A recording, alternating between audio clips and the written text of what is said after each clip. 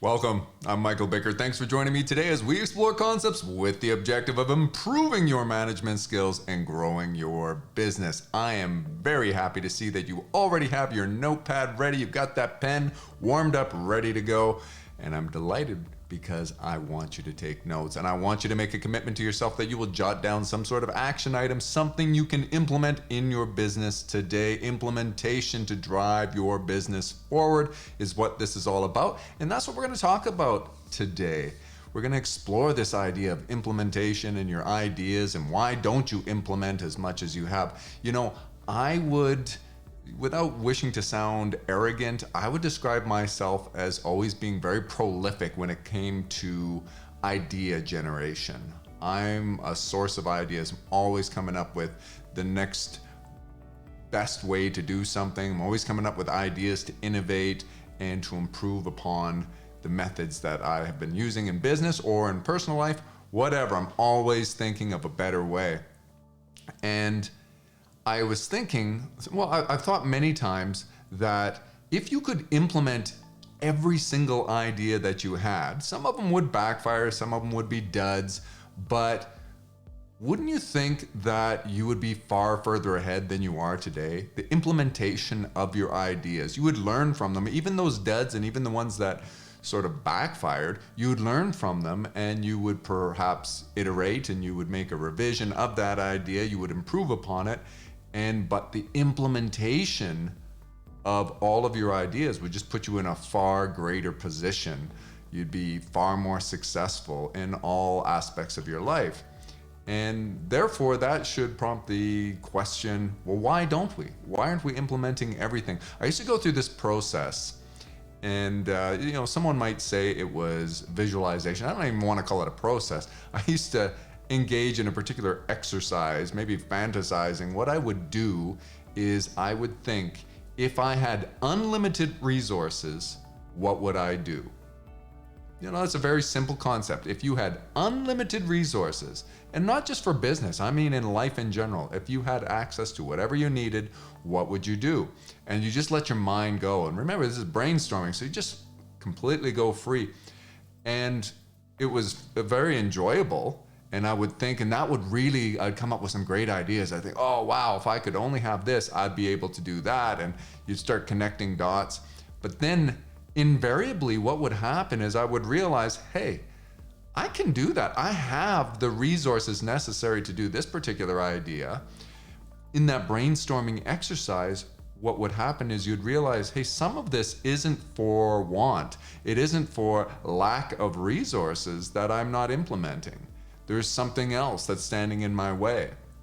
And so you sort of have to form this habit of implementation. You have to go and in my organization, we create what we call a parking lot. And we put our ideas into the parking lot. And in fact, the discussion of the parking lot is what led to today's topic, because we aren't implementing everything. And so I think I've already given you a clue, is that lack of resources is sometimes what prevents you from proceeding with implementation. Now, I've got a whole nother video on plotting your ideas on axes of practicality versus benefit, and trying to implement those that fall into the area that is the quadrant that gives it the greatest practicality and the greatest benefit, and then to implement lastly those things which has the lowest benefits and the least amount of practicality, or requires the most resources. That's how we defined in that video. The practicality is how much in terms of resources would you need to invest. So, I didn't mean to get that in depth into that. You can watch that video on plotting your best ideas. But aside from that, we kind of have this idea that, maybe I don't have all the resources right now. I don't know if you take the time and introspection to ask yourself, what are your best ideas and why aren't they being implemented? Even us with that parking lot. And I call it the parking lot. It's just a place that we digitally document all the ideas we have, and we revisit it from time to time. And we do try to assign scores to them and have them work their way up the list and eventually just plug away at checking them off. But some of them never come to fruition. Some of them sort of are always beyond that grasp because of the lack of resources.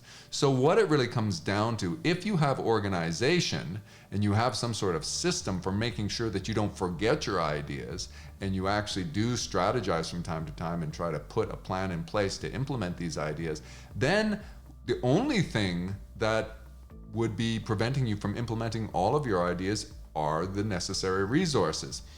And often those resources are money. So, I mean, you can almost convert money or currency into any other kind of resource. And that's an important concept to understand for today's discussion, because you may have sufficient resources in terms of financial capital or currency, so the money to be able to implement a particular idea, but you think it's time, it's your resource of time, or maybe you think it is your specialized knowledge. But of course, money can buy, it can't buy you more time, but it can buy you more time in terms of freeing up your plate. And money can buy specialized knowledge. That is, you can actually delegate and outsource things that are on your plate to free up time for you, or you can buy time by hiring more people. That's more time that can be dedicated in your organization to a particular thing. And so we can convert our financial resources into all the other resources that we may lack. And if you understand that, that's a little more empowering, especially if you have financial resources. But for many of you, it is the financial resources that may be standing in your way of implementing a particular idea.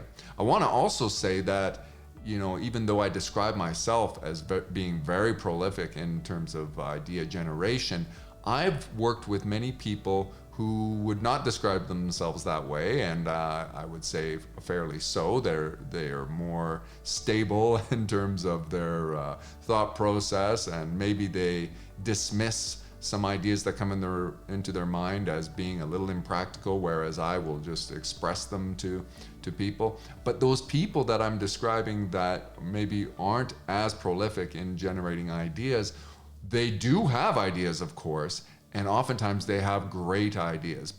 They assign some sort of filter to their thought process, and when they do share an idea, they're really committed to it. Now, that doesn't mean that they're infallible in their ideas whenever they share. These types of people always have great ideas, but I listen carefully when those types of people share an idea, because I know that they've really given a lot of thought to it, and I want to find a way to implement those things. So in your organization, do you have a mechanism through which you can decentralize idea generation and encourage people, almost mandate it, expect it, measure it, and see who's contributing ideas for innovation, for improvement, for increasing the value of your products or services? And look at that, encourage that, reward it, align incentives so that this is very much encouraged, and then focus on those best ideas. Now, what I discovered when I had this discussion recently about why do we have certain things in our parking lot that keep getting pushed back, it came down to we were sort of relying on the same people in terms of human resources, the same internal human resources for implementation of ideas. And this discussion would commonly work its way around to, well, I think we should outsource some of the things that are on our internal people's plates so that we can focus our time on generating those ideas. And when we go through the ideas, it's like some of the ideas themselves should be outsourced, but most likely because they require maybe some specialized knowledge of our business, that's what your ideas tend to revolve around, those things that you're coming up with a great idea for your business that really relies on your specialized knowledge. Therefore, it's more common that we would say, we were concluding, I think we should take some of the tasks, the everyday things that we are doing, and we should delegate those off of our plates so that we can free up time for ourselves for these higher level ideas. And then when we look at that, we start to think, well,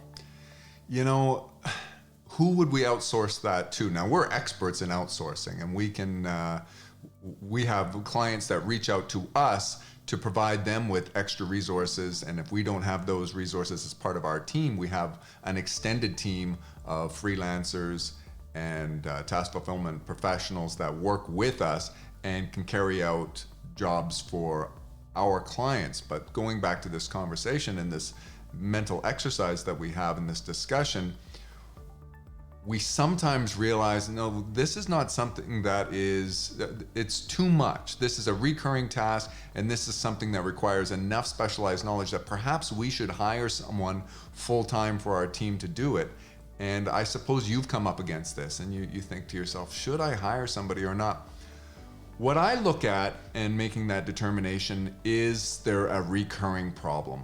Is there something we just keep coming back to, and it sort of fits into one bucket or category? It falls under the umbrella of something that would be a particular role. In other words, we could hire for a position that is going to be full-time, that would actually have the same sort of stuff, and it would benefit from those resources, or we rather would benefit from the investment in that new person and those financial resources that it costs to bring that person on. Would we benefit from that specialized knowledge and experience they'll gain by being a full-time employee, as opposed to somebody who maybe just needs to understand things on a cursory level that we can outsource stuff to? So give some thought to this. And I just want to reiterate that point is, if there's recurring problems, if you find yourself coming back to the same thing where it's like, yeah, I didn't do that, I didn't get this particular thing accomplished, I just don't have enough time, and you start to get that frustrated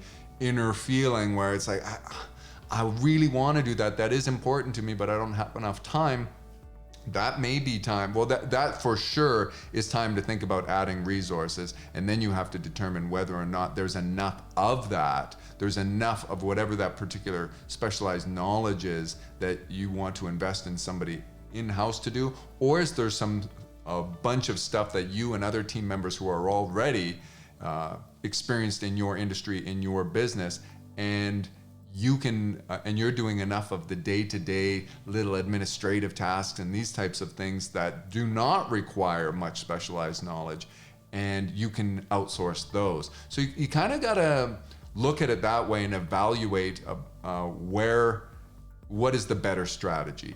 Are you better off bringing somebody in who maybe you can actually import some specialized knowledge that your organization lacks entirely? And so let's say, for example, marketing, there's so much to know, and you can either outsource it to a company like ours, or if there's enough of a commitment financially, and you're committed enough to investing the various resources, the amount of resources necessary to be very successful in that, you can, and you don't have the in-house knowledge, then what you can do is you can actually hire somebody who specializes in marketing to be on your team.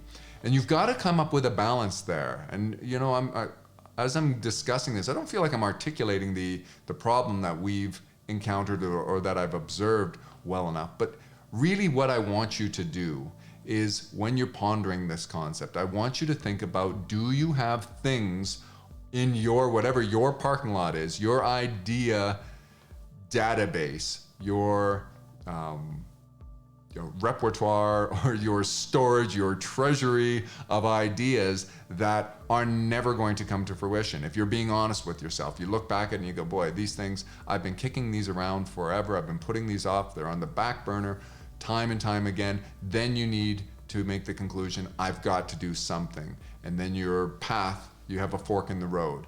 It's either I need to get stuff off of my plate, I've got to get things off of my internal people that I rely on, and free up my time or their time to be able to implement these ideas. And those things that sometimes you can eliminate those things, sometimes you can automate them, and often you need to outsource them. And so you can contact a company like ours and get us to do that stuff for you. We don't require the specialized knowledge of your industry for those types of things. Maybe it's accounting, maybe it's administration, maybe it's handling your software. Often what happens when clients come to us, they say, we have the resources internally to do this work. And certainly we have people smart enough to do this and capable enough, and it's not rocket science, but We want them working on things that will generate more profit. It is that experience, that specialized knowledge they have unique to their industry, and they're making wise decisions, these clients, to focus their attention on that which will give them the greatest return. And then they give us stuff. They hire us to do some of the more peripheral work, the stuff that is universal to all businesses, like marketing, like automations and human resource work, recruitment, all these types of things that we specialize in. We have specialized knowledge in how to do that. We will do those things better. But those organizations come to us realizing they want to focus their attention. And that's what you need to look at. Do you have some things that you're putting off? Or are those things you're putting off because you lack the specialized knowledge? And even if you had the time, you wouldn't be able to bring these things to fruition because they require a special insight. In that case, you either want to hire or bring in somebody if it's going to be, a major part of your business going forward, and add that person to your team. You want to grow that. If you have the time, then maybe you can do some homegrown expertise. You can have somebody learn about something internally. And in our organization, I'll just give you an example. As we're working on applications, we want to incorporate distributed ledger and blockchain technology into some of our more recent projects. And we didn't have enough internal specialized knowledge on that. So we reach out to experts. We look for experts in the field and bring them on. And then we can think, well, what do we need immediately versus what can we afford to continue to work on over time? So we allow our people internally to develop the skills they need, and we'll invest resources and some sort of training and education to home grow the specialized knowledge we need. So give some thought to this, and it's a balancing act. I'm really just describing a concept to you that we've experienced. I've observed it in many organizations, and you need to push forward to implement ideas. And you have to ask yourself, why am I not doing it? If you had unlimited resources, what would you implement? Do that mental exercise, and then ask yourself, well, what exactly am I missing? And then maybe you just need to reallocate your resources. You need to reorganize them in such a way that you can implement these ideas based on their practicality, based on the benefits they're going to bring you. Remember, if you're not doing this and your competition is, they innovate greater than you do, at a greater pace than you do, they add more value in the market, they're going to consume market share. They're going to gobble up your customers. Your customers are going to defect and go to your competition, and that is something you want to avoid. I'm not merely trying to convince you today that you need to implement your best ideas and guilt trip you that you're procrastinating too long. No. Instead, what I want you to do always is some introspection, some reflection, some analysis and problem solving. Why is it? Ask good questions. Why is it that I'm not implementing these ideas? And then create solutions to the problems that you're encountering. If this is happening time and again, I want you to not be Einstein's definition of insane. You cannot continue to do the same things and expect different results. And to the degree that you've been experiencing procrastination or putting off your best ideas for a long time, you will continue to do that. Or you will, or if you don't change anything, you are insane. And so you need to change something. And I'm just giving you some suggestions of how. Reach out to a company like ours. Consider bringing somebody else on internally. Reallocate, reorganize your resources to get the best return, the best bang for your buck, the best return on your investment, and making sure that these resources are going to work to innovate, to drive greater value in your products or services. Now, as you're evaluating the approach, the best approach for you to take in terms of whether you're going to outsource some of your idea implementation to companies like ours, or do it yourself, or get some other things off your plate so that you can implement the ideas yourself. However, whatever approach you're going to take, what we see a lot of our clients do is they maybe dip their toe in the water, so to speak, in terms of hiring us. And they say, well, like, we're going to let you do this, and they're going to see how that, that investment of that resource in our company is going to help them. And I think it's very common that what they see is, oh wow, this was This was something that was really easy for us to handle, to get somebody else to do it for us. And this was really nice, the luxury of having more time to focus on what we do best. And I always recommend that. But sometimes people might say, okay, it was a temporary solution. I'm not in my busiest part of my season right now or whatever. And I can see what you did there. They learn a little bit for us in collaborating on the project. And they go, I think we've got it from here, and they can continue. So there's all sorts of different approaches that you can take to doing this, but you learn, you get the intelligence from doing this. Doing nothing, I guess is what I'm getting at, is the worst thing you could possibly do. Try something. Try to learn about it yourself. That's another thing we commonly see is that clients will start to try to learn about doing something themselves. They, for example, on marketing, they say to themselves, oh, we really need to do a better job with our social media, our email campaigns. And so they start to learn about that. There's no shortage of information you can get to learn about how to do these things. And then they realize they have that Dunning-Kruger effect, or maybe they're aware of the Dunning-Kruger effect, and they realize actually that there is so much more to learn. And maybe that's the antithesis of the Dunning-Kruger effect. I shouldn't use that example, because what we've experienced is a lot of times by the time a client comes to us, they've realized that they are consciously incompetent now. They realize that they're just scratching the surface. And when they start to learn about a particular thing, they say, oh, there's just so much here. I could do it, but that's not where my time is best spent, and they reach out to us. And then conversely, as I described before, or they reach out to us, they get us to do it, they learn a little bit from us. We're not averse to teaching somebody how it is that we do something, even though that may mean that they're not going to rely on us forever to do it. That's fine. We want to delight our customers, and then hopefully they will take us up on a different service, and we'll continue to generate revenues in that way, or they'll refer someone to us. There's all sorts of ways to do this. The key is do something. Don't let your ideas remain in your parking lot forever. Have a balance. Try to figure out where is your time best spent. I'm beginning to talk a little bit in circles here and reiterate the same point, so I think that's where I want to leave it today. I hope you got something out of this. I hope I was able to articulate this. It's a finer detail. And once again, the symptom that I would have you look for in your organization is these recurring problems or these recurring discussions that you run into time and again, and then you're postponing or putting off implementation of ideas, and you ask yourself, why? Why is that? You've got to do something different. So that's where I want to leave it today. I hope you got something out of this. Please leave a comment that we can all learn from, because we need to learn from one another. Perpetual refinement.